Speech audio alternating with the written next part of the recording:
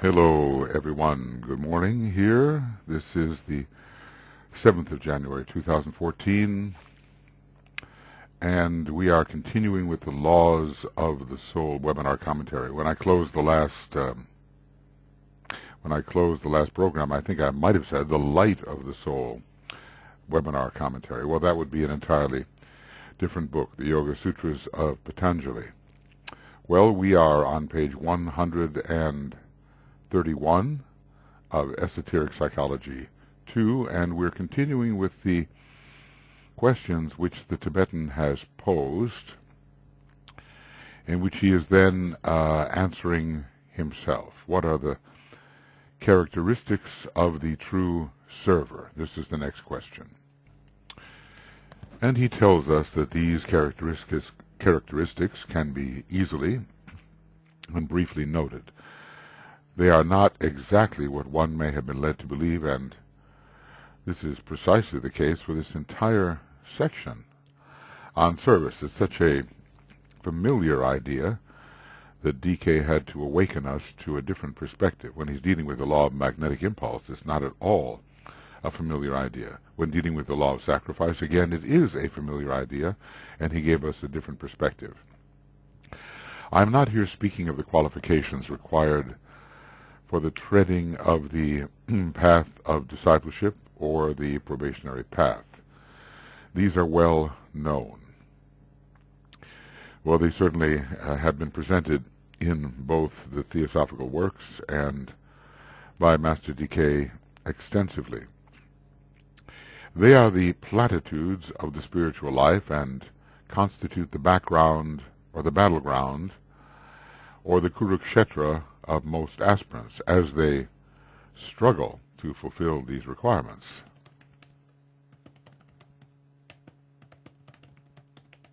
And disciples are struggling too.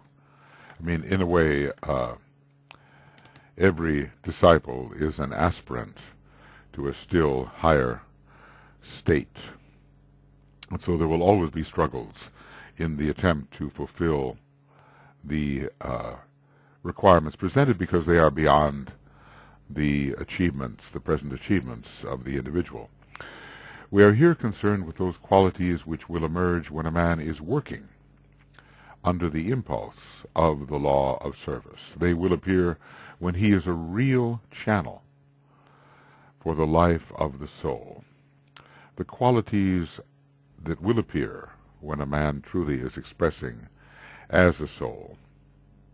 These are not the requirements he is attempting to express. These are the requirements that he will express. And the three characteristics then will, the major characteristics will be three in number. He will be distinguished, as might be expected, by the quality of harmlessness, which we just reviewed, and by an active refraining from those acts and that speech which might cause hurt or cause any misunderstanding. An active refraining from those acts and that speech which might hurt or cause any misunderstanding. I think in the world of politics and journalism, we do not see this refraining, do we? By no word, suggestion, implication, innuendo, or voiced dissatisfaction will he hurt his group. This is different from what we might have expected. You will note, says DK here, that I do not say will not hurt any individual. Those working under the law of service need no reminder not to hurt any individual. They often need, under the exuberance of spiritual stimulation and the intensity of their aspiration, to be reminded to demonstrate group harmlessness. So the key here is that they must demonstrate group harmlessness, you wonder where the opportunity for direct words, when necessary, arises. DK has said sometimes there will be an unpleasant outer discussion, but it will all be within the field of love and for the greater benefit of the group. And I think we can see here what fine distinctions must be made. When can the truth be spoken, if that truth perhaps is somewhat unpleasant? Are there other ways to approach rather than direct ways? Well, all of this has to be worked out in the response of the true server. I think we can use Master DK as an example. He has sometimes had to say to disciples certain things that they did not want to hear. But the manner in which he said them were filled with love and detachment, and he offered to analyze situations for them in the light of truth.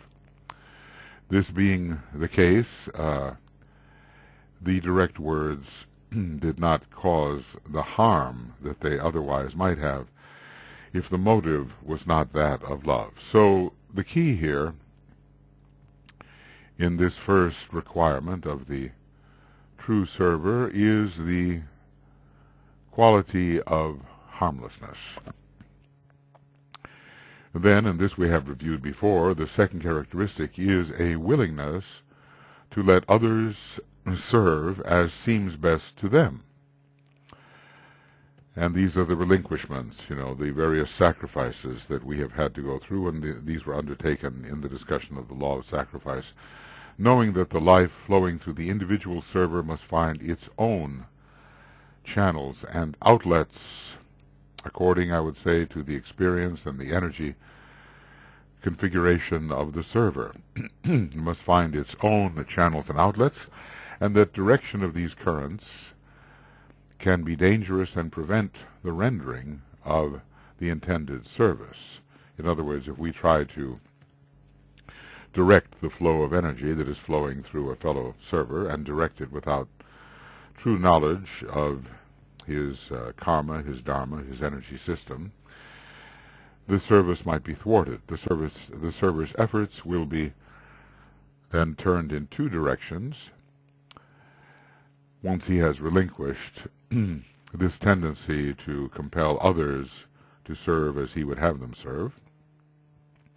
So then the true server's efforts will be turned in two directions. One, to the task of helping others to stand in spiritual being as he himself has learned to stand, and two, to aiding the individual to express his service in his chosen field as he, the individual, desires to express it, and not as the onlooking helper deems that he should do it. So, in fact, we have a tolerant attitude, a hands-off attitude, an attitude of non-interference, an attitude of non-interference when it comes to assisting the service of another. Wiser souls than we are, the masters, for instance, will understand better how an individual may serve, because such a master has a truer understanding than we can possibly have of the individual's past, the individual's dharma, the individual's present energy system. One point might here be made clear. The task of those who are working under the law of service is not exerted primarily with that group in the world today which is working under the effect of that general response to which we earlier referred. This is interesting because we have to wisely choose those whom we can best serve. So the groups which are working under the general response to the Aquarian effect are not perhaps our main preoccupation, our main group to assist. These effects are easily shepherded, the effects of Aquarius upon the person who is, and the groups who are not yet at the stage of aspirant or disciple. These effects are easily shepherded into those activities which en masse work out as philanthropic endeavor, as educational experiments, or social efforts in the life of the community. These are being handled by those who respond to the impression of the law of service and understand it in their own way, not an esoteric way, but understand it as an impulse to help and assist. The name of those who thus respond is legion, and the will to serve in this particular way needs no impetus. We can say it is well on its way. Sometimes disciples may question themselves and say, well, what really am I doing? Look at all the needs there are in the world, educational needs, needs to ameliorate living conditions, needs to solve community problems. Yes, these needs are there, but they are in process of being dealt with by those who are called to deal with them. The disciple has, I think, another type of obligation. I think DK will deal with this. The remarkable response to the many recent campaigns to goodwill will definitely evidence this. But the work of the new type of server is directed towards those who are establishing soul contact and who can therefore work under the new incoming Aquarian law, under the law of service, and with the deeper, let us say, esoteric understanding of the law of service. So let's repeat that because that's very important. The work of the new type of server is directed towards those who are establishing a definite soul contact and who can therefore work under excuse me, the new incoming Aquarian law. This centers around the capacity to stand not only in spiritual being, and towards this, if we have established this in ourselves, can assist others.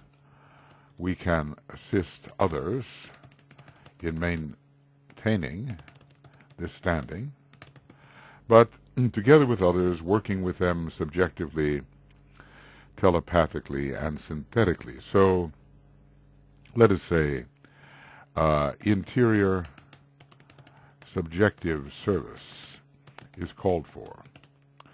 This distinction merits attention, for one can easily waste effort by entering fields already well handled from the point of view of the attainment of the units in that field.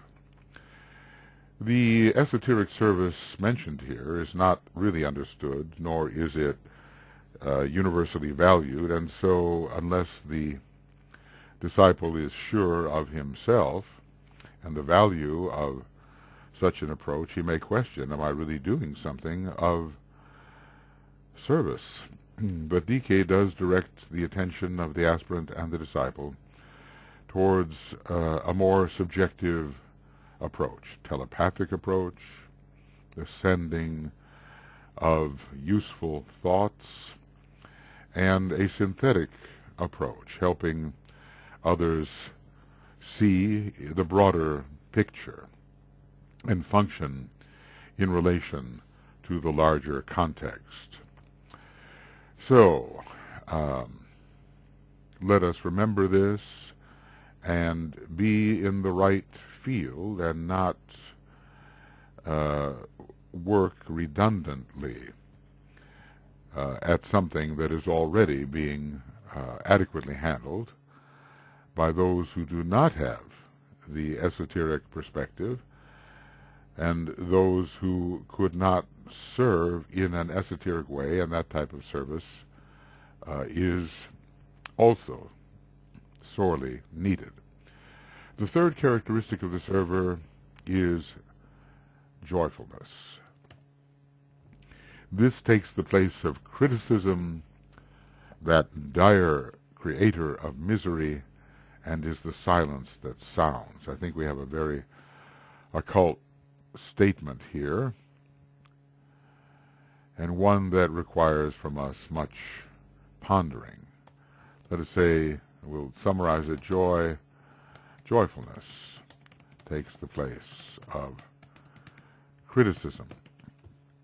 When we're in the state of joy, we are likely to see the soul qualities of others and to encourage those qualities, and their imperfections do not loom overly large. After all, they see our imperfections as well.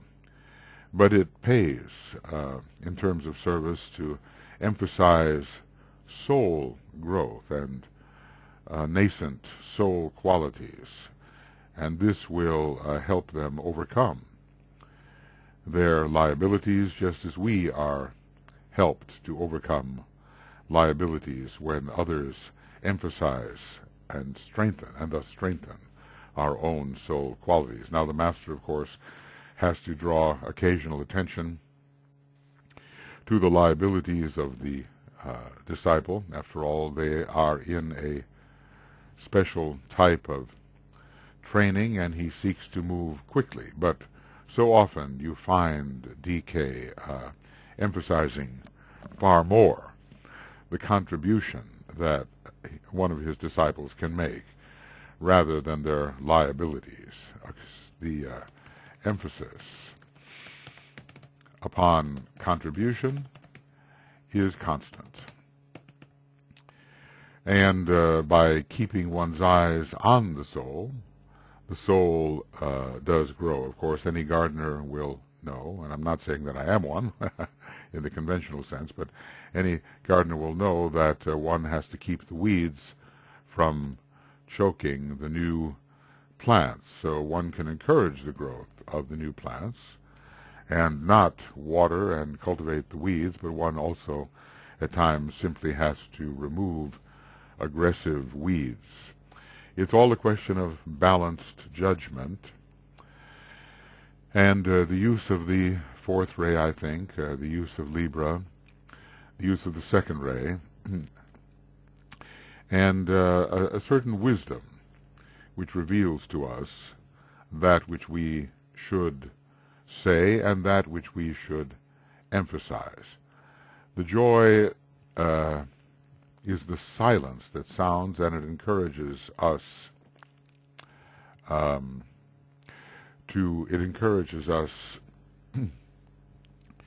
to refrain from certain kinds of speech and to uphold an awareness in silence of the synthesis,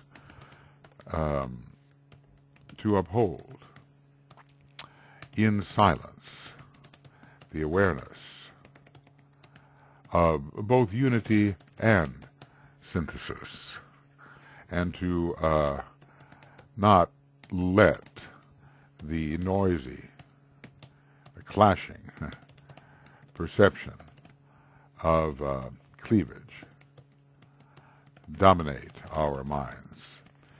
When things fit together, the noise is reduced, when they fit together in harmony, and we have to maintain within ourselves that basic harmony when we deal with our fellow disciples, and also, I think, when we deal with our own personality. We can, as they say, beat ourselves up over certain things, but that is an old approach and is not really promotive of the correct acquiescence of the personality to the impression of the soul. What practical advice we're being given in this third law, which has so much to do with how the inner life of the disciple will actually manifest on the outer plane. It would be well to ponder on these last words. I suppose he means the silence that sounds. No, too early in the morning, perhaps. The silence that sounds. For their true meaning cannot be conveyed in words, but only through a life dedicated to the newer rhythms and to the service of the whole. Notice again how he does emphasize the rhythms which have to do with the application, the timing of the application of certain energies. And this sense of wholeness is so important, maintaining the sense of wholeness and of applied rhythm within the wholeness. Maintaining the sense of wholeness and of the rhythmic application of the correct energies within that perceived wholeness. Maybe we should not go forth into the day. Of course, here in Finland, it's pretty dark at this time of the morning. We should not go forth into the day until we can perceive and sustain the perception of the wholeness that is. Rule 5, the macrocosmic whole is all there is. Let the group perceive that whole, and then no longer use the thought, my soul and thine. Even in the Christmas carol, the sounding joy is found. Repeat the sounding joy, joy to the world. Then that sounding joy and that joyful sounding can make its true meaning felt. So this is something we have to work out in our own experience.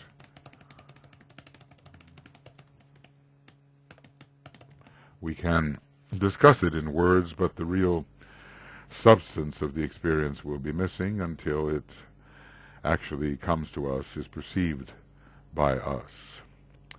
So we have to be dedicated to the newer rhythms and to the service of the whole, and that's something about the new server as well, that the idea is not simply to serve the individual, though that is good, nor to serve the group, though that is necessary, but to have in mind the service of the whole, the forward movement of the human race as a whole, and that which the particular act of service contributes to that forward movement. We are reframing an understanding of service here, especially as the aspirant and disciple must render it. And we are distinguishing it from the normal response of the personally, emotionally oriented person toward the impress of that law coming through Aquarius. All right. And there is another, maybe I should really be emphasizing, that is, bolding, these questions. Maybe I've done some of them. Here is apparently another question that DK will deal with. What effect does service have upon the mind, the emotions, and the etheric body, assuming that of the server, and also that of those who are served, the body and bodies of those who are served? It must be remembered that it is through its effects that the scientist of the future will begin to deduce the effectual existence of an inner cause, of an inner reality, or of a self or soul. A friend of mine sent me an article the other day about the so-called happiest man in the world. He was a Buddhist monk, but he was also a trained Western scientist. And they had him all wired to these electrodes, sensors. He had shaved all his hair, so it was easy to do.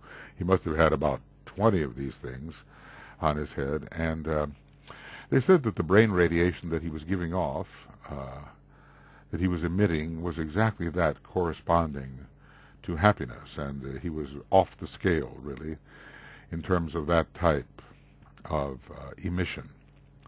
So already, you see, the scientists of today are measuring an outer effect of an inner cause, and there will be a tracing from these outer effects to the inner cause. There will be a tracing backwards, as it were, from the outer effect to the inner cause, the soul and its expression.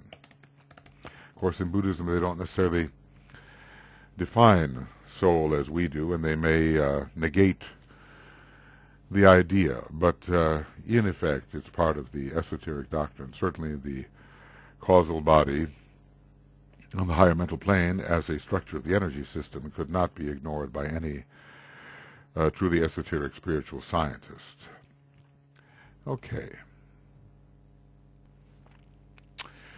So it will be through evidence. It will be through that which is demonstrated by the server, through the effects of service, both on the server and on others, that some interior source, spiritual source, a self, a soul, some inner organ or dimension will be detected.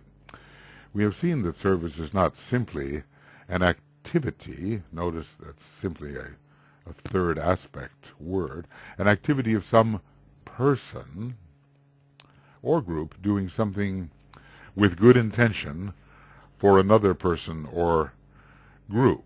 I mean, this is outwardly true,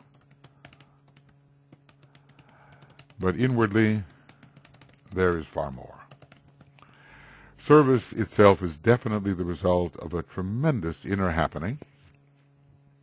I think the true expression of the soul through its mechanism. And when that result is brought about, it will be found to have produced a number of creative secondary causes, perhaps rendering the individual more intelligently capable of contributing to the necessary reconfigurations of circumstance, which are in line with the plan. So the inner happening is soul expression through its mechanism. And we want to say actually strong soul expression, because in a way the soul always does express somewhat through its mechanism. It at least maintains that mechanism, and its qualities are at least slowly emerging. But we're talking about a real flow here. Secondary causes, not just effects, will be emerging when that tremendous inner happening occurs. And it was this that the Christ came to demonstrate. We have seen the great effect that he had, the miracles that he demonstrated, things that were above natural law, effects that were above natural law as we normally understand not natural law in relation to the outer world. He demonstrated the laws and principles of the higher world due to the fact that he was in fact a great soul, having long since dispensed with his own causal body. Of course, the causal body through which he was working, we don't know how. The causal body of the Master Jesus still existed because the initiate Jesus at the time had not yet taken the fourth initiation. Well, what that whole inner mechanism of activity may be will be revealed to us as we come closer to those stages of understanding and demonstration.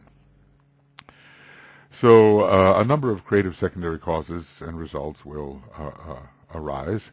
These are primarily a change in the lower consciousness, a tendency to turn away from the things of the personal self to the larger issues of the group, and a reorientation which is real and expressive, and a power to change conditions through creative activity. That's what the Christ had, or any great initiate, which is the demonstration of something dynamically new. So what are these secondary effects here, which are really creative secondary causes? What arises a change in the lower consciousness, a tendency to turn away from the things of the personal self to the larger issues of the group, a reorientation which is real and expressive, and a power to change conditions, miracles, in other words, through creative activity, which is the demonstration of something dynamically new.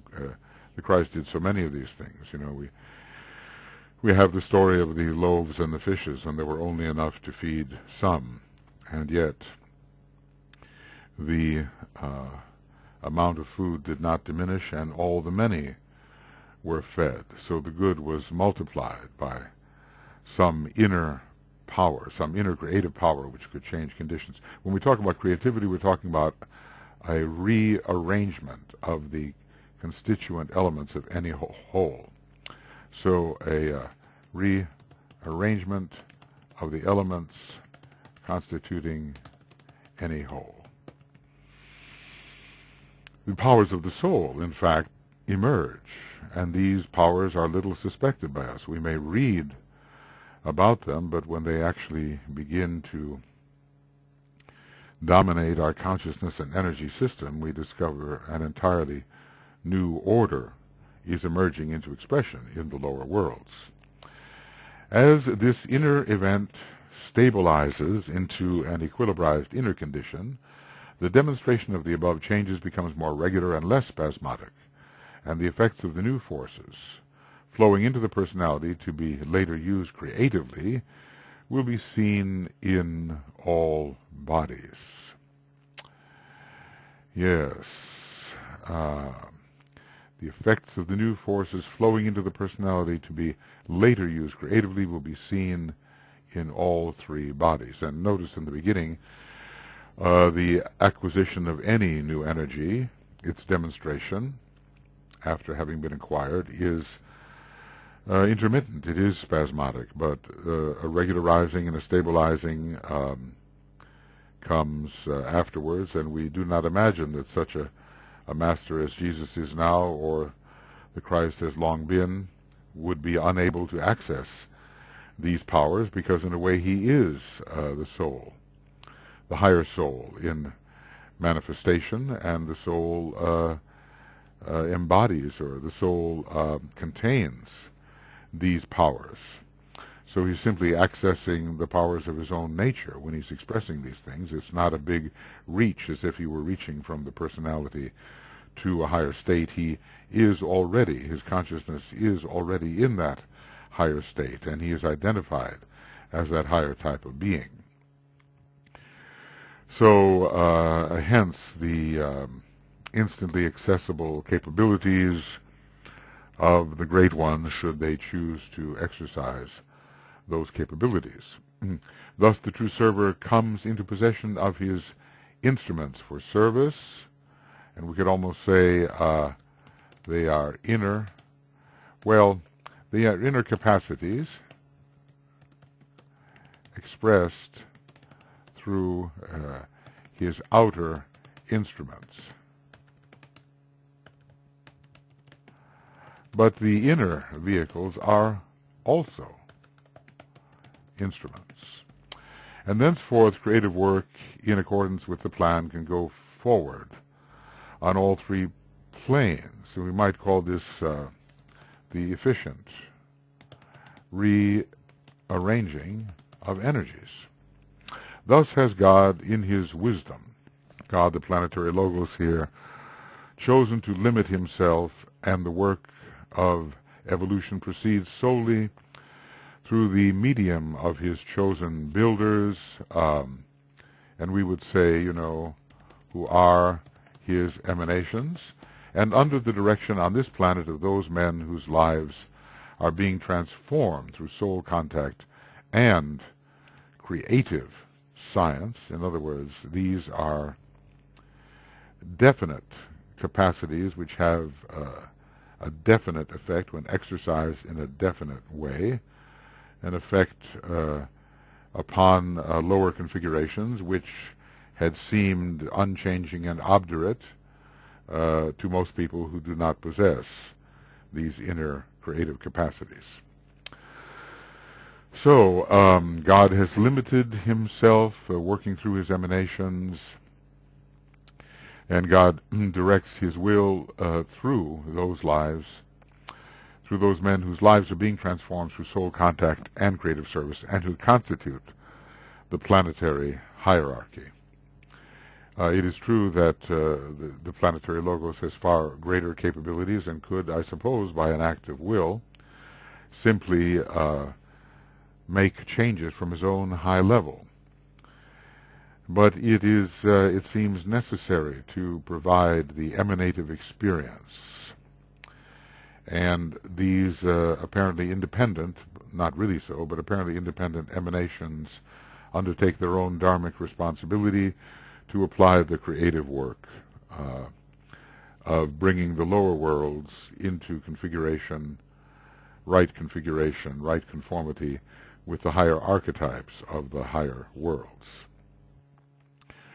When alignment has been effected, when the at-one-ment has been more constantly made, and when the antahkarana, the bridge connecting the higher or lower, it could even be in this case simply the soul and personality, is in definite process of construction, the true nature of service as practiced by any individual begins to emerge. Sometimes when the term antahkarana or antahkarana, as it's sometimes called, is used, we mean simply the connection of the causal body egoic lotus with the personality, but other times we extend the idea to bring in the spiritual triad and even the monad, and those connections are also accomplished via, let's call it the higher part of the antahkarana. So this is all about alignment, at-one-ment, the constancy of that alignment and at-one-ment, and then the higher capacities, which are the very substance of service, can begin to emerge. The higher capacities in the field of love, which are the substance of service in the field of love, can begin to emerge. So we have to ask ourselves, when we say we are serving, from what level are we serving? What energies are being released into our normal circumstances? Are we simply impacting our normal circumstance through our normal personality vehicles and capacities, or are we actually bringing our higher self through? And hopefully it is with greater constancy the latter. The first effect of the inflowing force of the soul, which is the major factor leading to demonstrated service, is to integrate the personality. This will be taken up later in the book. Actually, we have discussed personality integration in depth, and to bring all the three lower aspects of the man into one serving whole. And what this means is the internecine warfare between the vehicles is overcome by an integrative harmonization.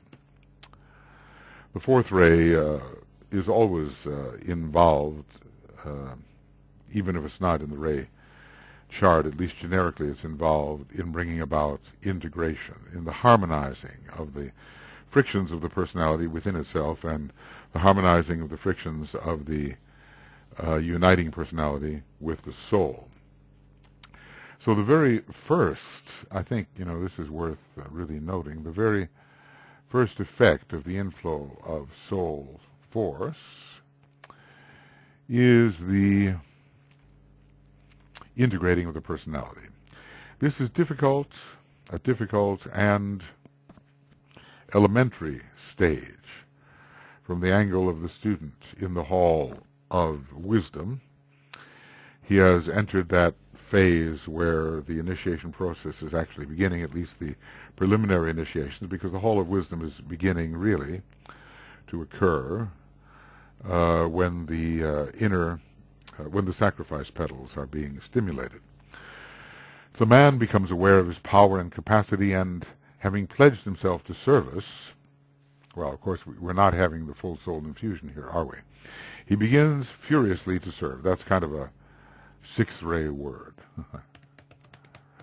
When we go to one of the Blessed One's stanzas, we discover under the sixth ray that fury characterized his efforts. This is a constant application of energy, which is also ends up being separative and divisive, and it's an over-application of energy, not a wise application. The man is completely consumed by the energy and loses his discretion. The man becomes aware of his power because there is the downflow of the incoming soul energy and his capacity, and he is pledged, I suppose, maybe in the state even of a pledged disciple, although there are probably earlier promises and pledges. He begins furiously to serve. He creates this, that, and the other channel, this, that, and the other channel, for the expression of the force which is driving him. There's not much control here. He tears down and destroys as fast as he creates because, why? He lacks discretion, attachment.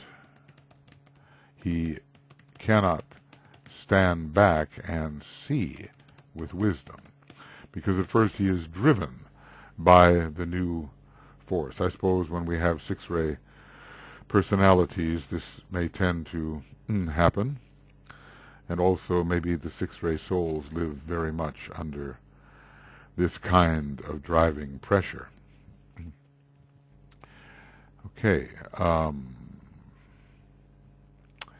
He temporarily becomes a serious problem to the other servers with whom he may be associated, for he sees no vision but his own and the aura of criticism which surrounds him, and the strenuous push of the assertive force within him produces the stumbling of the little ones. The little ones in this case, well, it doesn't just mean initiates of the first and second degree, but those to whom he stands as a superior and a guide. And there has to be constant repair work undertaken on his behalf by older and more experienced disciples. I'm sure we all have gone through, or will go through, both phases, having been the one who causes the disruption and later being assigned the karmic task of repairing disruption, perhaps caused by ourselves and then caused by others. So the blinders are on here, and the force is not handled with wisdom. Let's just put it like that. The soul, the driving soul force, is not handled with wisdom at first, and that's why the word temporarily is found here. This too shall pass. He becomes the victim for the time of his own aspiration to serve. We can see that the astral body is strongly stimulated under these circumstances, and of the force which is flowing through him. This stage will in some cases fan into flame the latent seeds of ambition. Okay, so spiritual ambition to be recognized as a server and disciple. This ambition is, in the last analysis, only the personality urge toward betterment, which is not only allowable but necessary, but cannot go on overly long, nor can it be substituted for the real expression of service. This ambition is, in the last analysis, only the personality urge toward betterment, and in its right place and time is a divine asset, because one must leave the mass. One must seize the orange ball. One must no longer be playing upon the green field, but must seize the orange ball, in the coloristic language of one of the old commentary sections. And in its right place and time is the divine asset, but it has to be rooted out when the personality becomes the instrument of the soul. When we become serious about real soul expression, then we have to eliminate the tendency of the personality to become an obstacle. This doesn't mean to eliminate the personality altogether, because it is the instrument, the chosen instrument, and how else are we to reach the lower worlds? We, the soul. We don't want to do as Hercules first did and killed the Amazon queen, who is the personality. This is done wrongly in the labor of Virgo. In other cases, the server will come into wider and more loving vision, and taking his eyes off his own accomplishment, will go to work in silent unison with the groups of the true servers. So this is a more beneficial effect, a more beneficent effect, and perhaps follows a few mistakes. But I like this idea of silent unison, not calling attention to one's personal self, right?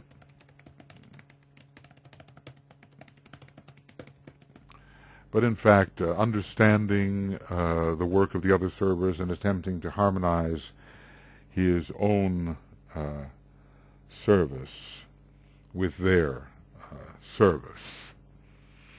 And this is far different from the personality-centered attitude which sometimes masquerades as service. He will submerge his personality tendencies, his ideas, and his ambitions in the greater good of the whole.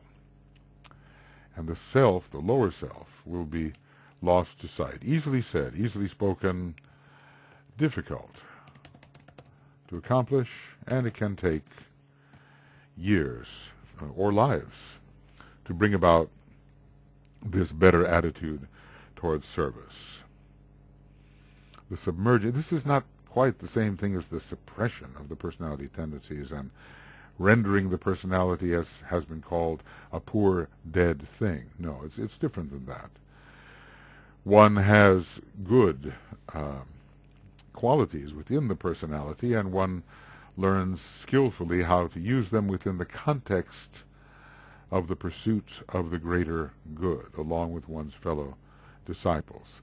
Perhaps no better suggestion can be made to the man or woman who seeks to function as a true server than to ask them to repeat daily with their whole hearts and minds behind the words the dedication at the conclusion of the Esoteric Catechism, which is included at the end of initiation, human and solar.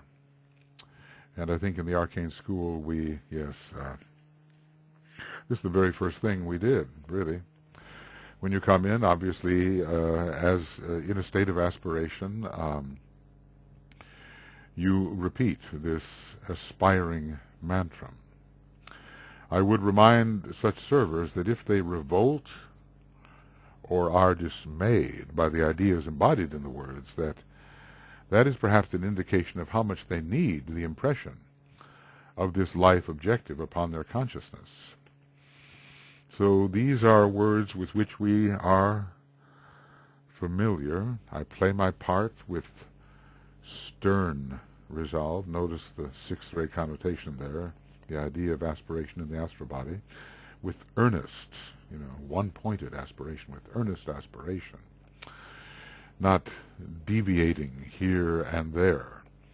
I look above, I stand in the middle, I help below, I dream not, I do not wander off into fantasy which takes me away from my immediate task. I dream not, nor I rest. At least I do not rest as many rest away from their responsible labors. DK will also advise at times that rest is needed in the life of the disciple. I toil, it's hard work. I serve, I reap my karma, I pray, I maintain my connection with the higher worlds. I am the cross. I am the human energy system in the form of a cross and later in the form of a five-pointed star. And I am willing to be crucified upon the fixed cross until I truly become that cross without the scaffolding upholding me. I am the way. I am the energy line itself, which leads to the monad. The way is really, in my view at least, the path of emanation from the highest point in the universe. The way leads all the way back to our ultimate identity as the universal logos. Every antahkarana is part of that way. And the Sutratma extends from that point.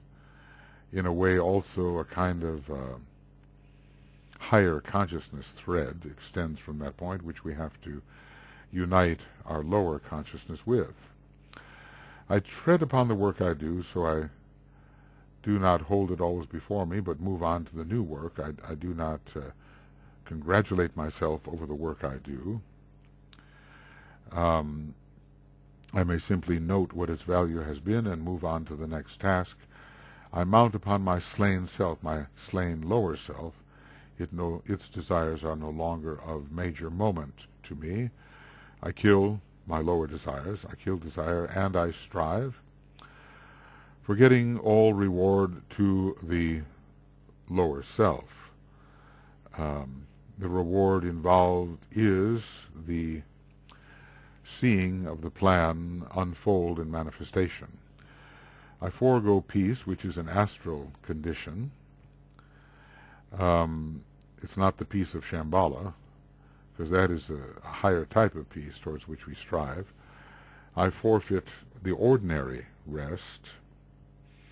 I sometimes have to cut athwart the normal rhythms of normal, non-aspiring people who will not push their vehicle because they prize its condition above all things.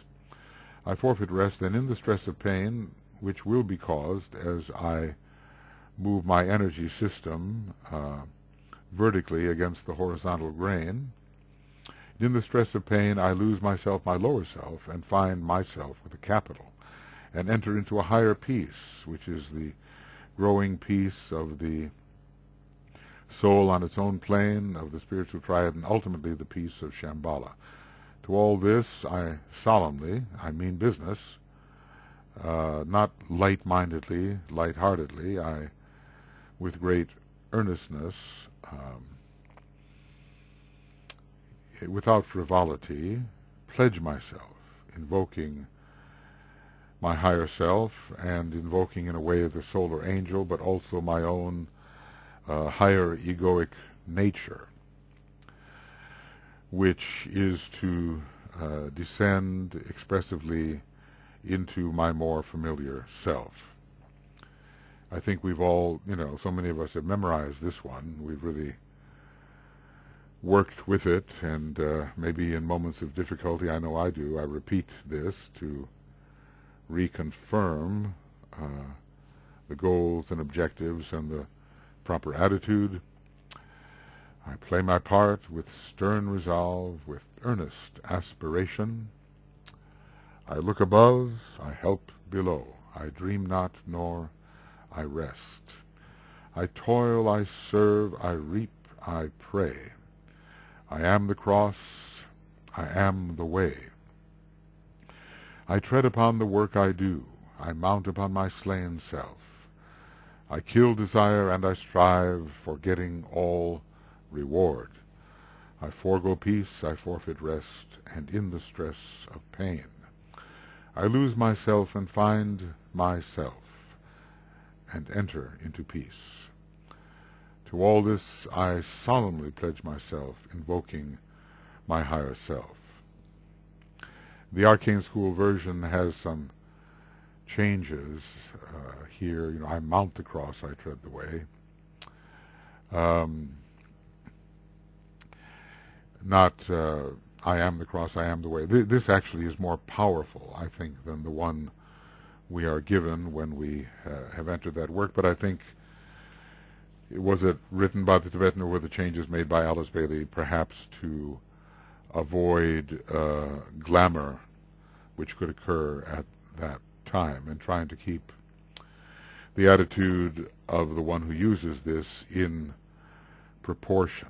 If you start to say, I am the cross, without proper understanding, it can be fruitful of certain glamours. So I would recommend to all of us who are studying this book and the Tibetans' work in general, memorize this, absolutely memorize this, and repeat this to yourself, perhaps even daily, to be assured of correct orientation on the path which essentially you are. It's not only you tread the path, you are the path. You are the way. It is profound, and DK says if we are somewhat appalled by the requirements here, then perhaps it indicates how much we are in need of it and how far we have to go. I mean, we are on the path of relinquishment. We have discussed that when discussing the Blessed One's stanzas in this important book.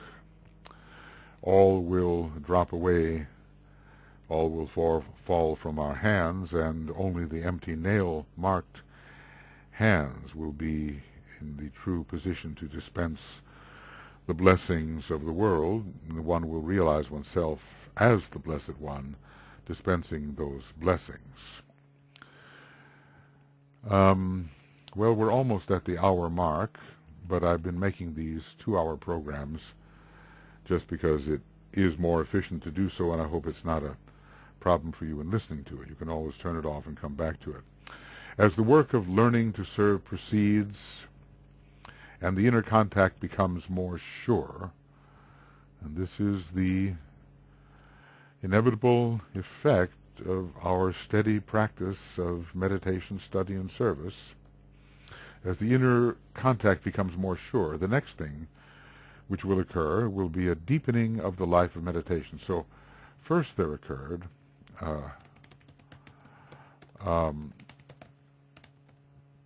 the integrating of the personality into one serving unit, with much struggle in doing so. Okay.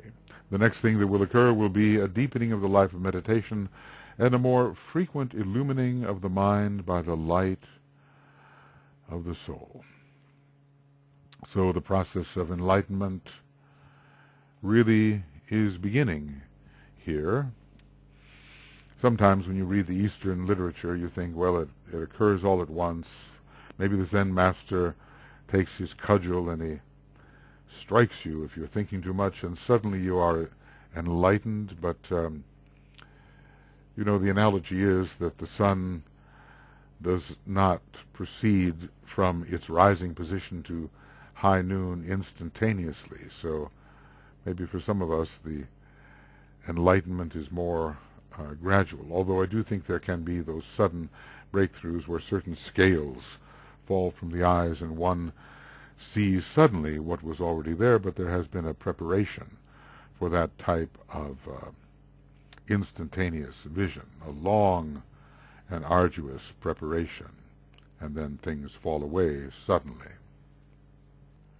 So we will have this more frequent illumining of the mind by the light of the soul, which compared to the personality consciousness, the soul is all knowing. At least it knows so much in the planetary sense. I mean, and this, of course, is the solar angel in one way, but even we in our egoic nature, as we will successively, periodically rediscover in the interlude between incarnations, know so much more than we can possibly know or demonstrate or understand when confined within the lower vehicles, until, of course, we've conditioned those vehicles to make the acceptance of that knowing possible. So thereby, through this illumination, the plan is revealed. This is, the alignment, crisis, light revelation stage of the Aquarian process that we have discussed. Thereby the plan is revealed.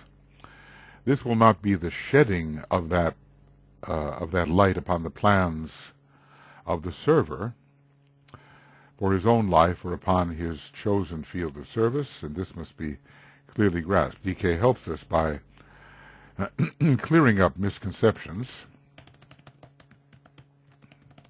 as he goes. Not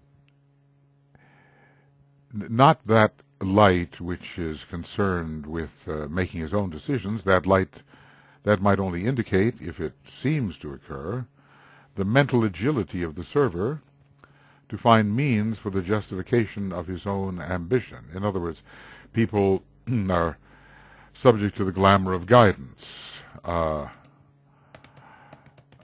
as if the master is telling you whether you can eat a sandwich or not at this time. That actually is the story.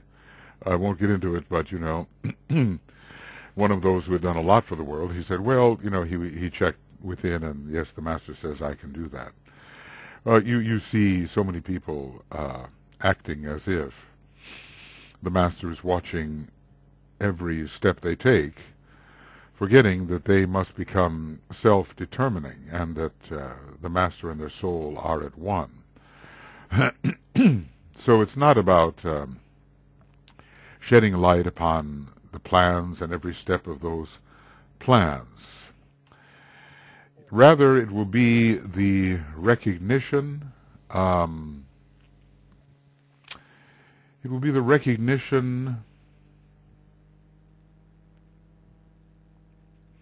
in the mind of the plan of God for the world at the particular time in which the server is existing. So this is really correlated with the revelation point, not the point of light in the Aquarian process where the various flaws and faults of the individual are seen, but rather the plan as it exists at this time will be to some degree revealed, and the part that he may play in furthering the ends of those who are responsible for carrying out that plan. So the objective is not on his own plans. The sight is on the plan and the objective of the greater servers of the plan, and how, and only then, how he, in his life, may serve the plan-related objectives of those greater servers, the masters, i.e. So it will be the recognition in the mind of the plan of God for the world at the particular time in which the server is existing, and the part he may play in furthering the ends and objectives of those who are responsible for carrying forth that plan. DK has often said he's not so interested in us originating some new and unique form of service as he is in us aligning with his objectives, such as the triangles or the goodwill, and I suppose the arcane school is part of it, though that was actually more of Alice Bailey's origination, though naturally DK helped her with that, and falling into line with the expression of those methods of serving humanity which the Tibetan himself had originated, and the importance of which we cannot question. So, this is a different attitude. It's not light upon my path and what I conceive to be my way, step by step, with the higher beings telling me what to do. It's not that at all. It's a much larger perspective. We can ask ourselves what really is needed in the world today. Well, we have to look at the requirements for the reappearance of the Christ. Certainly the great principle of sharing is needed, because there's so much greed and so much cleavage caused by a rapacious, acquisitive, greedy attitude. And there is a great need for a measure of peace before the Christ can return, and the whole world, in one way or another, is at war. Not an all-out world war, but something that could become that if we are not careful. So the many, many battles over the cleavages caused by narrow-minded thinking, these battles have to be reduced and the outer conflagrations subside. We can see that Christ could not possibly come with the world in such turmoil as it is at the moment. So then we are serving the plan, we are serving those who serve the plan, and then we're serving those whom the plan serves, and then those who serve the plan, and only later do we attend to our own little part within that.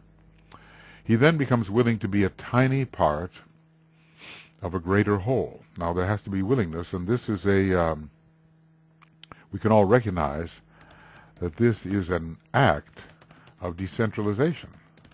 If I could just spell that word. An act of decentralization. Because ordinarily what we think of as ourselves looms rather large in our field of consciousness. And we must reduce that image until it becomes just a tiny point. And the greater whole is then what is seen, and the tiny point is recognized as our little instrument and its part within that greater whole. So, and becoming a tiny part in this greater whole, this is often an act of will. We are willing to see our lesser self reduced in stature because a new sense of perspective is developing. So, and this particular decentralized attitude never varies, even when the disciple has become a master of the wisdom. He, after all, is a point within a circle, is he not? The master of the wisdom is a point within a circle. The circle is the large sphere, the greater whole, and the tiny point, really, which has no dimension at all, interestingly. A point is not measurable. It's not myopic in that sense, maya, to measure. That point, the master realizes himself as that point, and even when he is should he become a planetary logos or some greater being and so forth, still it's the point within the circle. Any entity within the great universal whole is a point within a circle. We might even make a case to say that the universal logos is not the only circle. There comes a circle without a circumference, and we might say that the universal logos is the slightest point. Well, all points are really the same size. They have no dimension. They really have no size. They simply have being without dimension. Try to wrap our heads around that one. So the attitude never varies, even as the development of the individual continues. He is then in contact with a still vaster concept of the plan, and his humility and his sense of proportion remain unchanged. He continues to be humble. Maybe he grows even more humble. Maybe humility increases. Certainly his understanding of the negligibility of the point increases. Well, that gets into some of the philosophy here, and I won't go off on that that tangent as I sometimes do.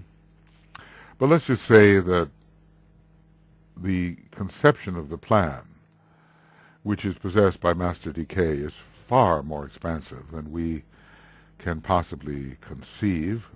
He's given something of that conception in a treatise on cosmic fire and some of his,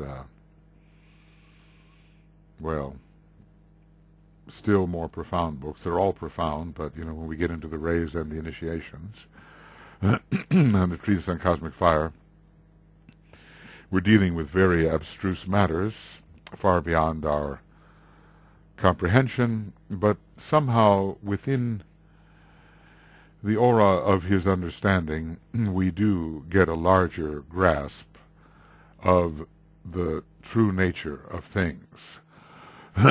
Excuse me. An integrated, intelligent personality is adequate to deal with the working out of the server's part in the active work of the world. Well, let's just say integrated with the soul.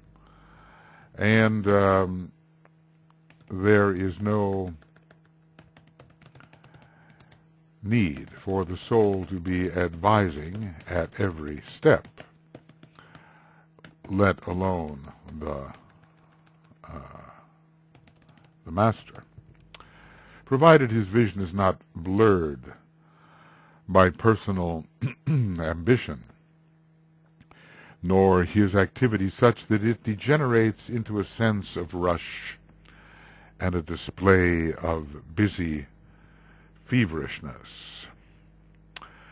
I think if we combine some of the liabilities of the third ray and the sixth ray together, we will get this result. The sense of rush is discussed in the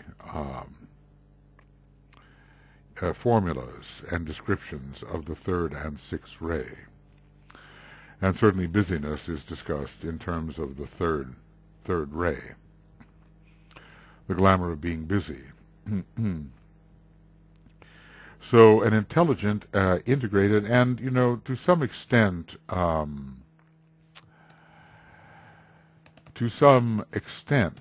in contact with the soul, because the word integration does not only mean integration of the personality within itself, or as an isolated unit in any way divorced from the soul. There is an integration of energy systems between the soul and the personality, and that also is a form of integration. As I've said, I think that the real integrative task can lead even to the third initiation, the integration of energy systems, maybe even to the fourth.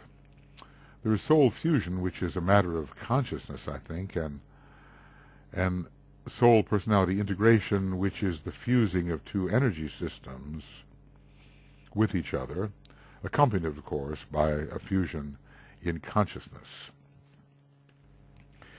It takes the soul itself to reveal to the poised and peaceful mind the next step to be taken in the work of world evolution through the impartation of ideas. Now let's really notice there, because it suggests the manner of service for disciples.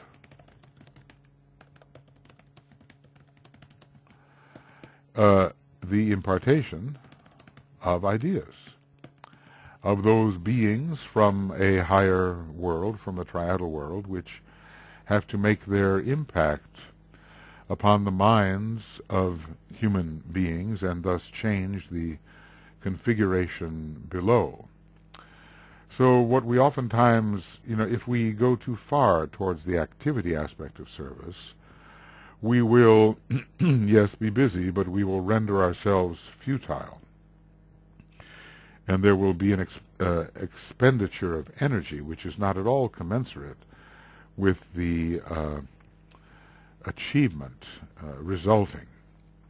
In fact, we may undo much of the good that we might have done or have done in the past or that others are doing.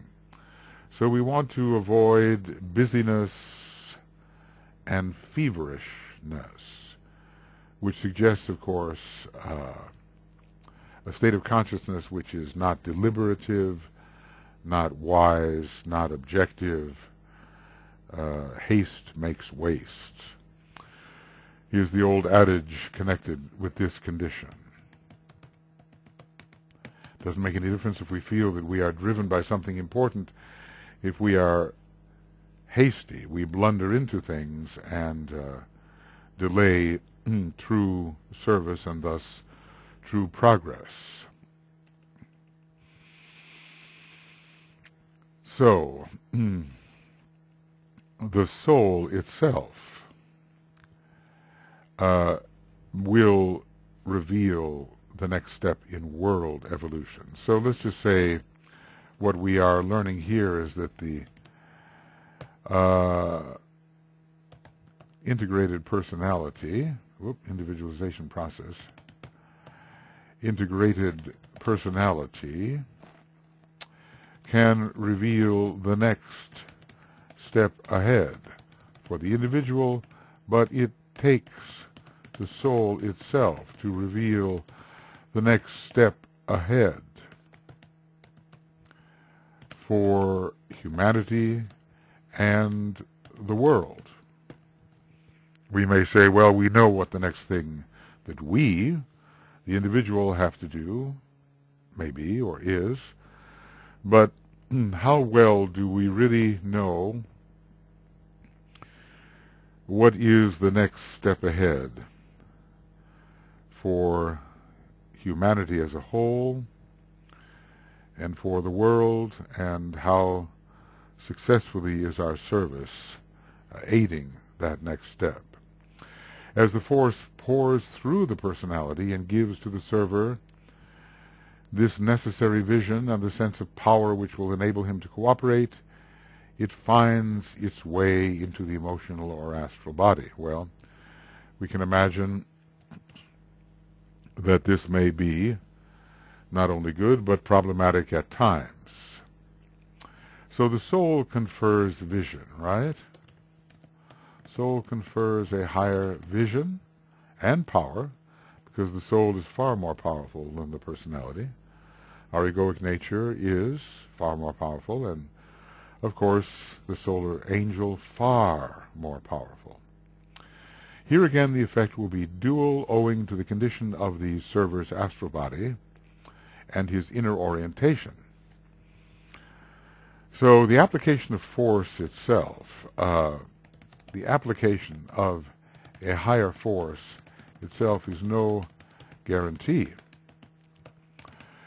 that the result will be good or serviceable.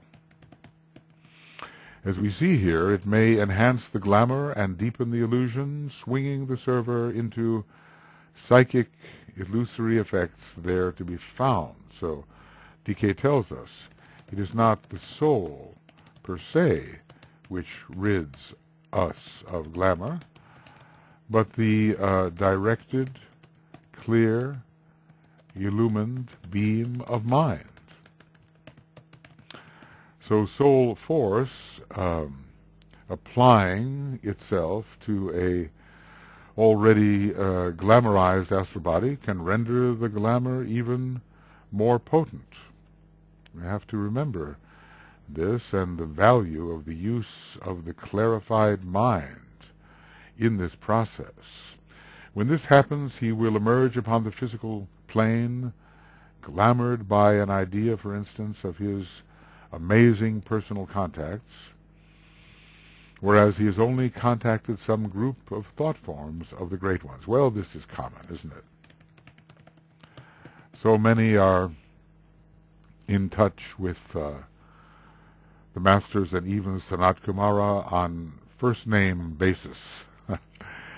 It's a little amusing, you know, but it's going to take a while for such people to work themselves out of this kind of glamorous inflation.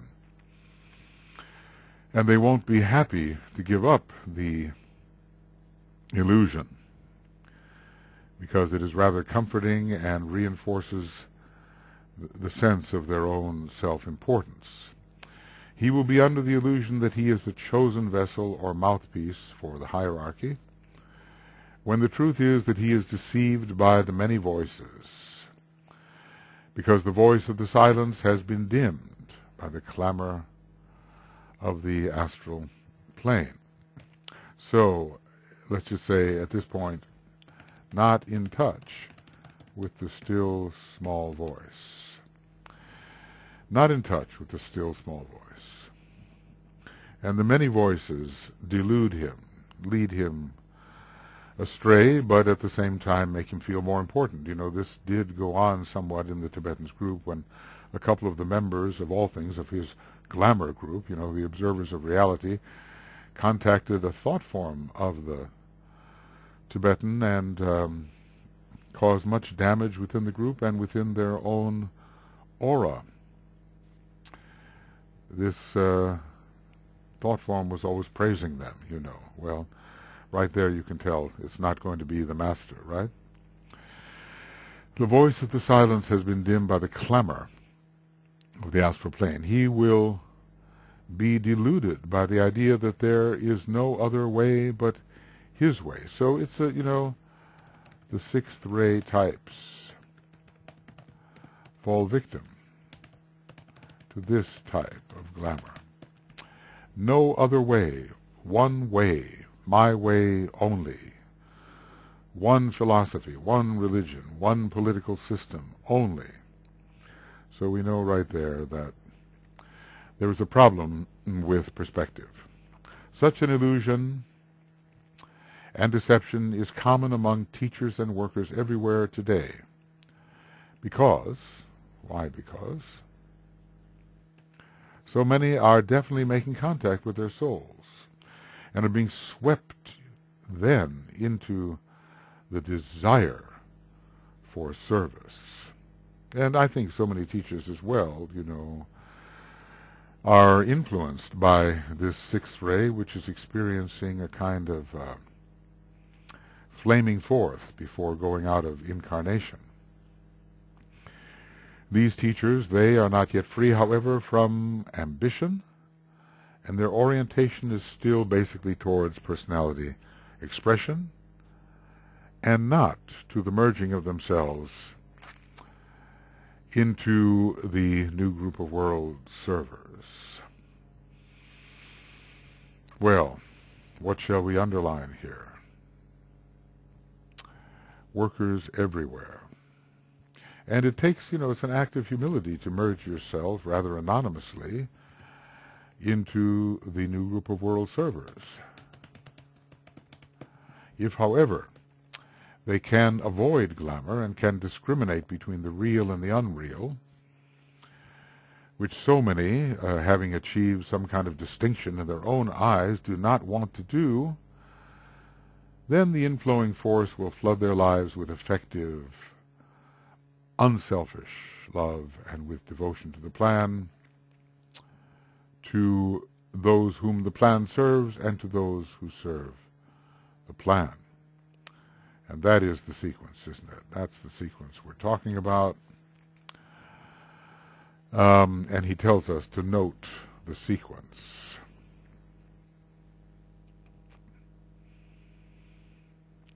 Devotion to the plan, to those whom the plan serves, and to those who serve the plan. Now, so often we get it just in the reverse manner. We serve the masters. We are really interested in the plan, and at the end of it all, maybe we will pay attention to those whom the plan serves. So note the sequence. We're being given an admonition here. Note the sequence of these attitudes and govern yourselves accordingly. And every once in a while it's good to have a checkup and see to what and to whom our devotion is really directed. To the plan, to those whom the plan serves, but the plan even more importantly, interestingly, because if the plan truly manifests, then those whom the plan serves will be served. And then not exalting ourselves by some kind of devotion to those who serve the plan. That's the last thing. In a way, the masters do not need our devotion, though it may be useful for us at times. There will be no room for self-interest, self-assertiveness, or selfish ambition. No room for self-interest, self-assertiveness, the assertion of the little self. We do want the higher self asserted, for sure. We learn about this in a treatise on white magic, where he contrasts the instinctual way with the way of the soul. Or selfish ambition. Act as one who is ambitious, but be not ambitious. We might have the desire for betterment for the whole itself, rather than for our own little part within the whole. All that is considered is the need and the driving necessity to take the next immediate step to meet that need as it demonstrates before the server's eyes. So we have to be very cautious about the kind of soul energy we may bring into the personality, as it will hit the astral body, and may deepen the glamour and illusion in which we live. And of course the problem with glamour is that we tend not to see our own, because they are the habitual states of consciousness and activity that we have lived in, these many years. And what is, when you say, well, that's the way I am, you can almost be sure that it's hiding some kind of glamour. We just say, as I am, I will remain, and I will not change. This is comfortable for me, and probably behind that is some sort of misconception, misinterpretation, distorted desire.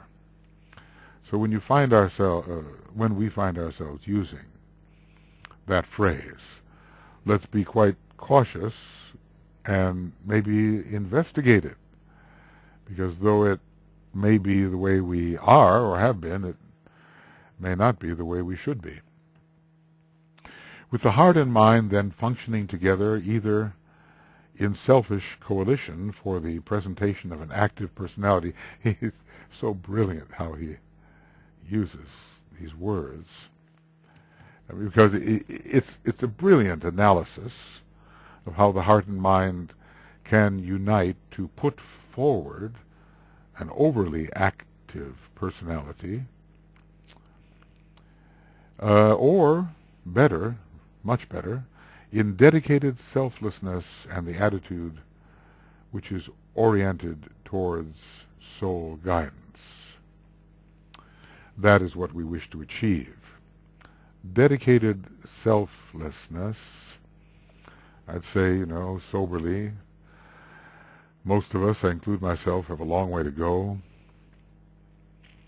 Dedicated selflessness and the attitude which is oriented towards soul guidance, then the heart and mind functioning together, the force flowing through the server will galvanize his etheric body into activity. And we can say, especially in the new age, governed by Aquarius, which governs, in part, the etheric body.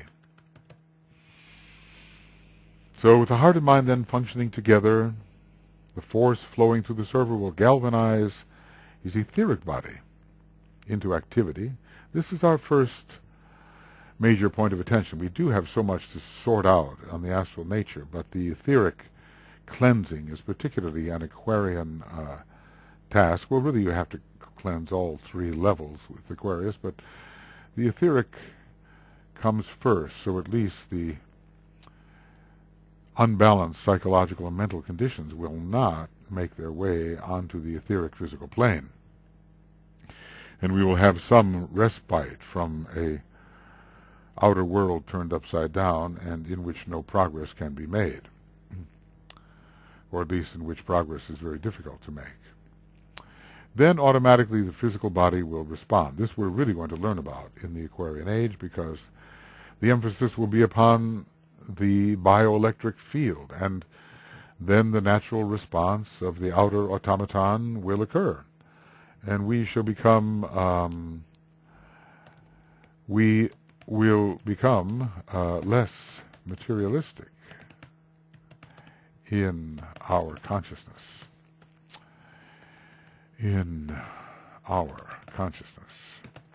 There is consequently a great need for the server to pause upon the astral plane. You can see here that we're dealing also with white magic, right? To pause upon the astral plane and there, in a controlled, holy and controlled silence, wait before permitting the force to pour through the centers in the etheric body. And this is avoiding rushing into action. And this requires poise, a waiting, a willingness to wait. It is a demonstration of the will. The willingness to wait is a high demonstration of the will. This point of silence is one of the mysteries of spiritual unfoldment. Well, it's certainly one of the mysteries of effective white magic. Once the force or energy of the soul, preserved in its purity, or tainted and sidetracked, I think we can remember, is it rule number 7 in white magic? We might just, okay, well, let's see, I think it's rule number 7. The rules for magic are here.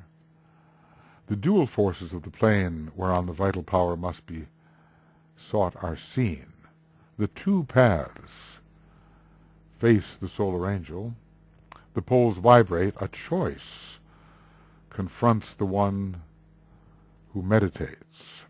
And also we're told, let the magician set his form upon the proper path in Rule 9.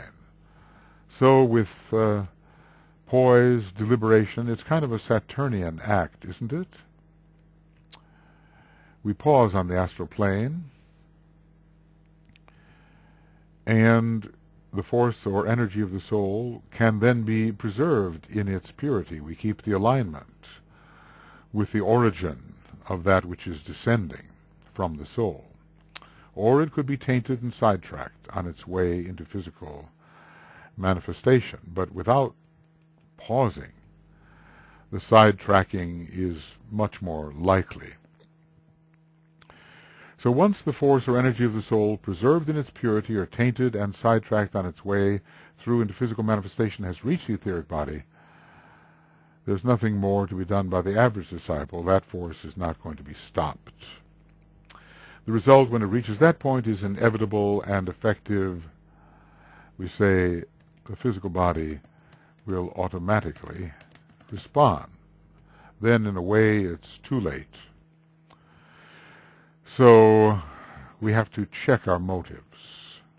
This is what is required. Okay, so thus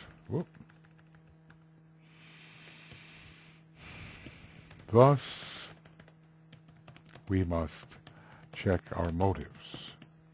The inner thought and the desire life determine the activity which will be expressed physically, if we let the desire through onto the etheric plane. So we had best examine the energy we are about to release into physical activity. When the force comes through in purity, it brings the center above the diaphragm steadily into activity.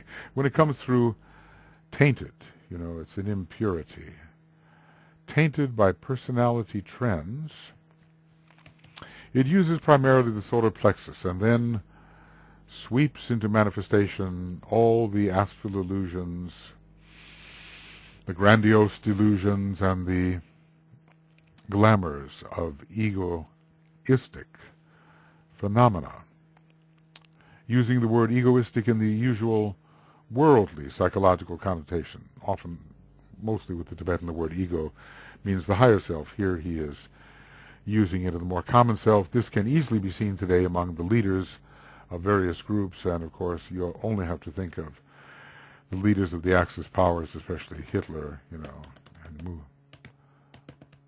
however that is spelled, Mussolini. Oh, it's no, that's not it. That's not it. Maybe it's Mussolini. Well, looks more like muesli, I'm afraid. Maybe, it bothers me that this is not correct. So, I'd like to spell that correctly. And the way to do it, I suppose, is to get to Google.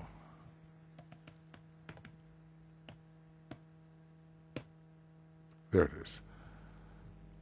2 S's and 1 L. 2 S's. Mussolini. 2 S's. Okay. There we go. Whoops. Mussolini. Well, I guess I will understand that individual. They both had a lot of Leo, and Mussolini Scorpio as well, and Hitler the opposite sign, Taurus, and they both had this immensely powerful solar plexus. They had high ideals as they conceived ideals to be, but were filled with the limitations of lower ego, and certainly grandiose is a word that describes them both. Grandiose delusions and the glamours of egoistic phenomena. Really the center of their own universe, and a kind of unique blindness. Well, it appears that we have reached the end of the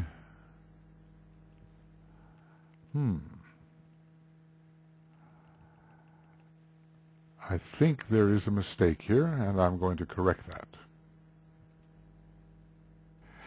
that. Yes, this very important section on distinctive methods of ray service, very important, was somehow not included in the text that I am using. So, let us move on to that. We have been studying the law of service. He's been asking certain questions, and I think he will ask another question here. Does this science prove that the 7 ray types employ distinctive methods of service? And the 7 ray types. And these methods will, of course, be in accordance with the particular ray, especially of the soul, but sometimes the personality as well is involved in the mode of service. As I review this material, I see how frequently it should be repeatedly read and read again, and absorbed. I'm always affected by the sense of inadequate absorption, inadequate understanding, and I suppose definitely inadequate expression. This is the tendency, of course, of the second ray to feel inadequate when faced with the great wisdom. But I suppose as we spend our time within the teaching and make every attempt to carry it out in service, working especially people of our kind with those who are nearing the path or maybe on the path, that inadequacy, that sense of inadequacy will dissipate, and a deeper and fuller understanding will come to us. And we may not remember every word, but the wisdom from which these words emerged will be ours, and we can produce our own expression which will embody pretty much what the Tibetan has expressed. This, of course, as we move on into the higher initiations. Our expression will be unique to ourselves, but the basic wisdom will be there. Right now, we are bathing in the wisdom provided by the Tibetan and absorbing it to the best of our ability. And expressing what we have absorbed to the best of our ability. So here are the distinctive methods of ray service. These are really very interesting and have many surprising results, indications. So does this science prove that the 7 ray types employ distinctive methods of service? I mean, we don't want to be barking up the wrong tree, do we? I mean, if we're training for lives and lives to be a teacher, we can't expect that we can suddenly become a world political leader with the same effectiveness, and vice versa. DK uses some kind of analogy like that. As time goes on, it will be proved decidedly through the study, I think, of the different types of human beings, and each ray worker and server will be found to render his service along specific, peculiar, and specific lines. So it will be proved decidedly that the 7 ray types employ distinctive methods of service. And, you know, the Christ gave us a saying here, which is has multiple uses. By their fruits ye shall know them. By what they produce in the world, ye shall know their inner quality.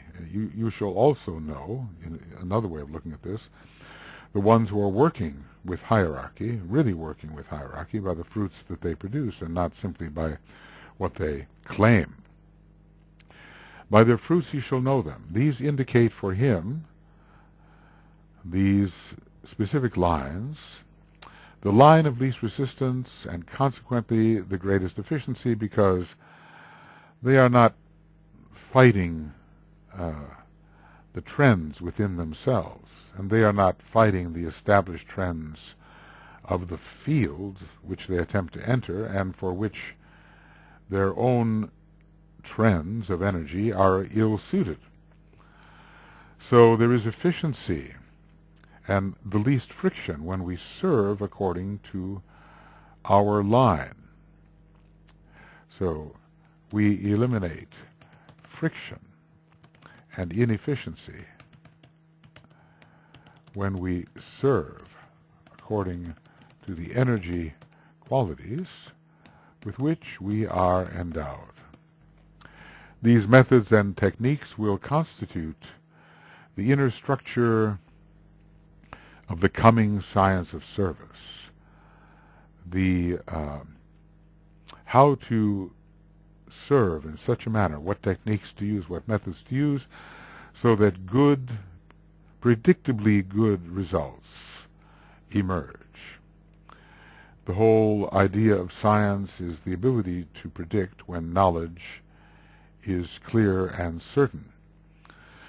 And the good effects of service will be predictable when the right knowledge exists and the right techniques are applied. So these methods and techniques will constitute the inner structure of the coming science of service. I think those who are interested in vocational guidance are part of that movement which brings forward the science of service.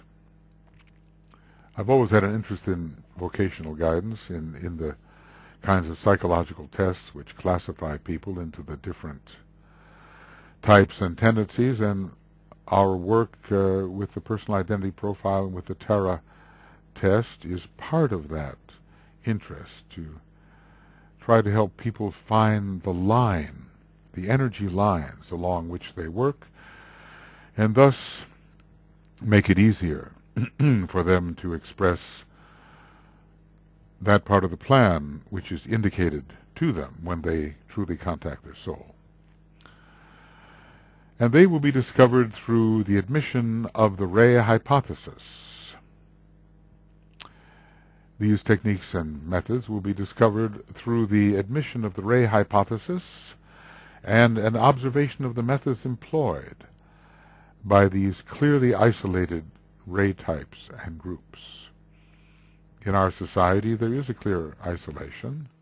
There are also overlaps, of course, but the political workers, the educational workers, the financial workers, the artistic workers, and so forth, the scientific workers, the idealistic workers, the magical workers, they are all isolated. Well, their work is distinct, and for those who have eyes to see, clearly recognizable. And much depends, when we are looking for our ray type, upon the type of groups with which we find ourselves, discover ourselves to be affiliated. Many of us, working in the educational area, do not find ourselves in the midst of the political workers, nor in the midst of the business types.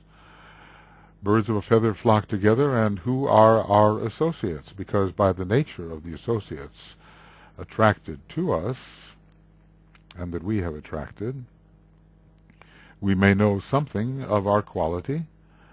Their quality may be quite obvious to us, and in that our quality can be revealed. So there are clearly isolated ray types and groups. These differing ways of service, all of them, work in conformity with the plan, and together produce a synthetic whole. The plan needs all of them. At any one point, one of the ways of working may be preeminent. Maybe the magical, organizational, ritualistic work of the seventh ray will become preeminent in the next couple of thousand years, but all of the other ray qualities will be there. It's as if, in our three-dimensional world, you can't find anything, no matter how minute, that does not have three dimensions. And thus it will be that in this world, none of the rays can be extracted or abstracted or removed so that its presence is not felt. However minute that presence may be relative to the impact of other rays, the presence of other rays. So we can expect that the six-ray tendencies will be much reduced during the coming era, but they will be present. The seventh-ray tendencies much developed, very much in evidence. So together they produce a synthetic whole. The ray or rays in manifestation at any one time will determine the general trend of world service.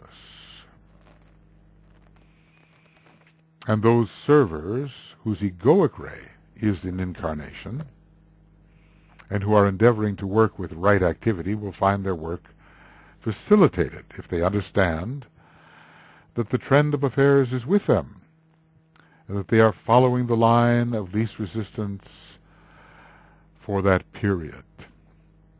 Now, maybe during the sixth ray age, the scientific servers on the fifth ray had a tough time. The sixth ray will often reject the fifth. And we have seen in the war against magic, against the properties of nature which can be beneficial to man, and those who understood those properties, sometimes called witches, that the seventh ray had a tough time as well in the sixth ray age. DK has said that it is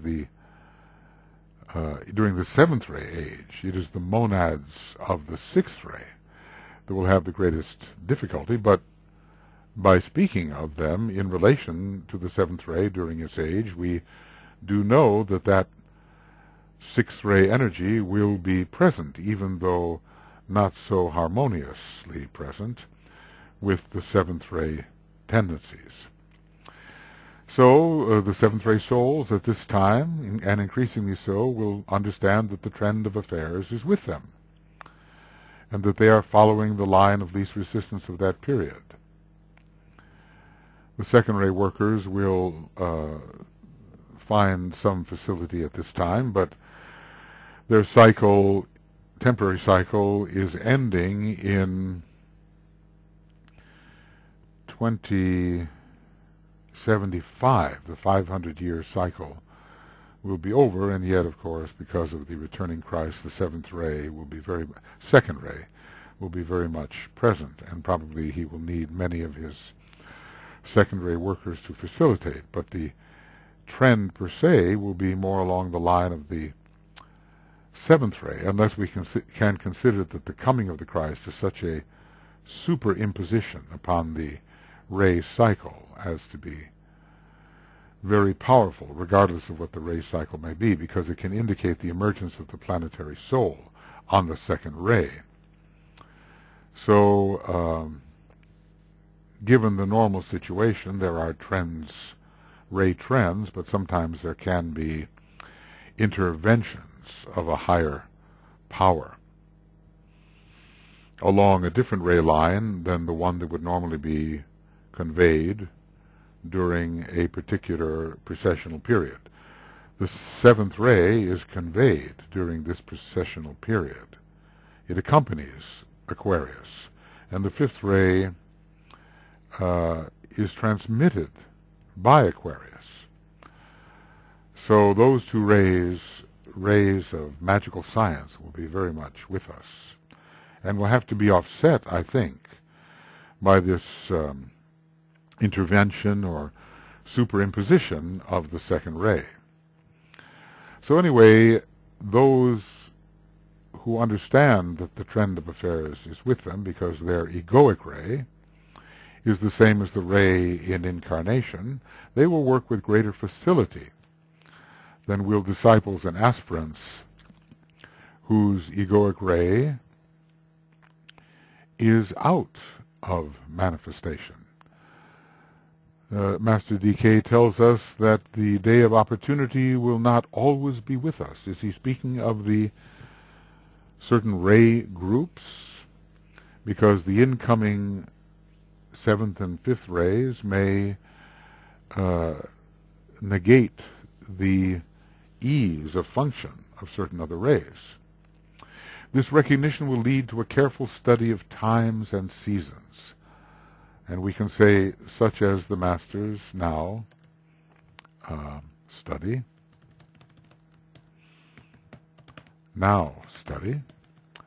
they know when to act and with what energy. Thus there will be no wasted effort, thus the efficiency, right? And real advantage can be taken of the qualifications and aptitudes of the servers available. So there will not be the fruitless expenditure of energy. No fruitless expenditure of energy. You know, if you're going outside to empty a bucket of water, you don't do that in the face of a great wind coming against you. You might work more with the wind rather than throw it in the face of the wind. It'll come right back to you. All will be in conformity with the plan.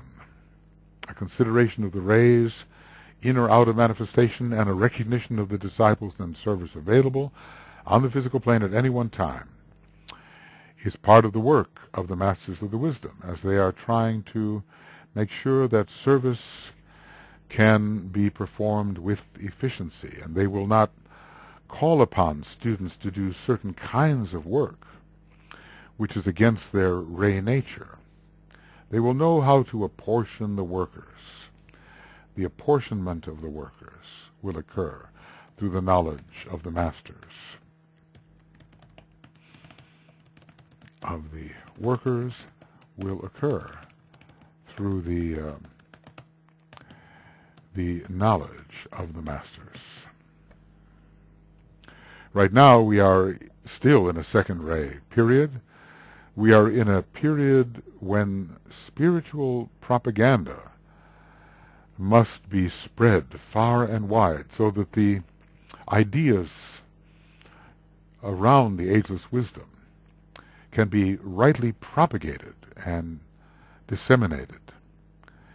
And even the Tibetan will be working from 2025 onward, he indicates, and that is still with another 50 years in the period when the second ray cycle of 500 years is active. Of course, his work and the work of Blavatsky, which is to a great extent his work too, will be perpetuated in the coming years, even when that 500-year cycle ends, because, as I say, of the intervention of the great second ray Lord Maitreya and his second ray hierarchy, colored by the second ray overall.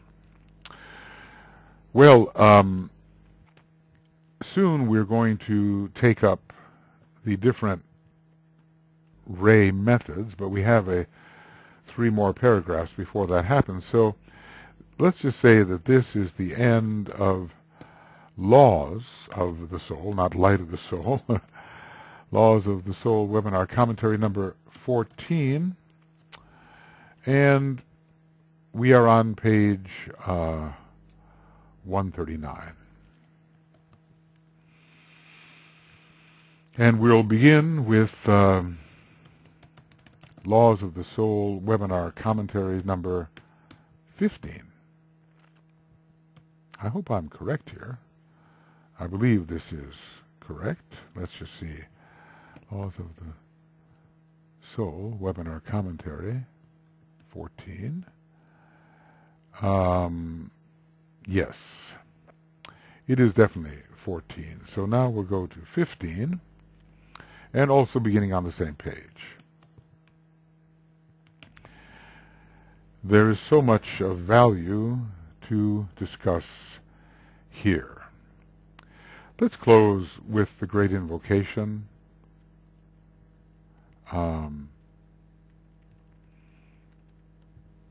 Yeah, well, we'll find it.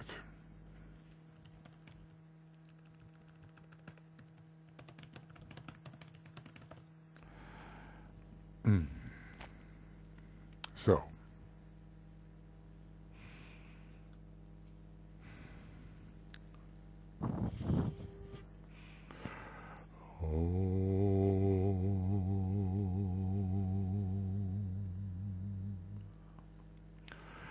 from the point of light within the mind of God, let light stream forth into the minds of men. Let light descend on earth. From the point of love within the heart of God, let love stream forth into the hearts of men. May Christ return to earth. From the center where the will of God is known, let purpose guide the little wills of men, the purpose which the Masters know and serve. From the center which we call the race of men, let the plan of love and light work out, and may it seal the door where evil dwells. Let light and love and power restore the plan on earth.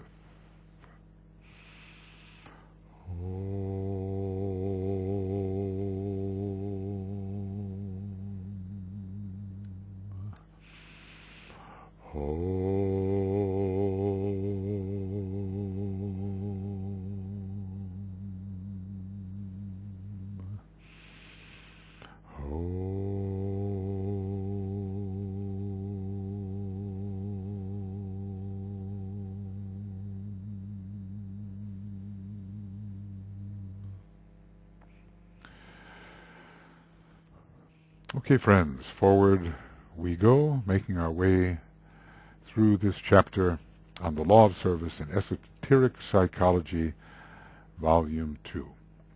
And we'll see you shortly.